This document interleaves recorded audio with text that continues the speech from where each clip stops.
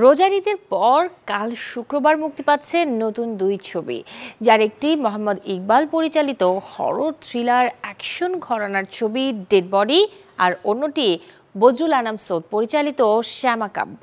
কি বলছেন এসব? বন্যার আত্মা আমাকে বলেছে।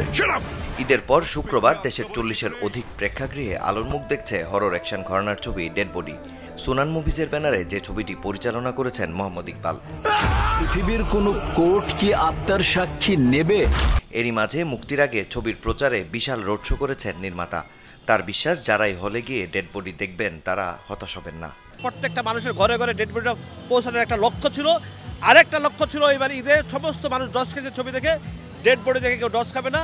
ইনশাল্লাহ ডেড বডি দেখে আবার হলে যাওয়ার একটা সুযোগ করবো, চেষ্টা করবো। একই দিন দেশের মাল্টিপ্লেক্সগুলোতে মুক্তি পাচ্ছে সাইকোলজিক্যাল ড্রামা ঘরানার সিনেমা শ্যামা কাব্য। বজরুল আনাম সৌদের পরিচালনায় সরকারি অনুদানের যে ছবিতে কাজ করেছেন এক ঝাঁক তারকা।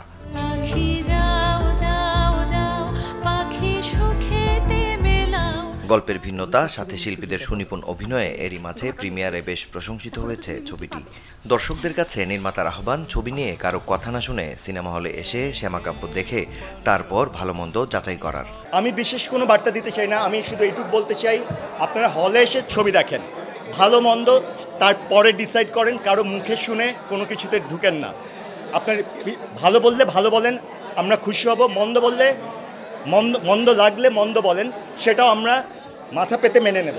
শ্যামা কাব্য ছবির বিভিন্ন চরিত্রে অভিনয় করেছেন সোহেল মণ্ডল, নীলাঞ্জনা নীলা, ইন্তেখাব দিনার, সাজু খাদেমের মতো তারকারা। রূপকথা গল্পের ছিল এক অপ্সরা। মাকসুদুল হক ইমু, চ্যানেল 24, ঢাকা।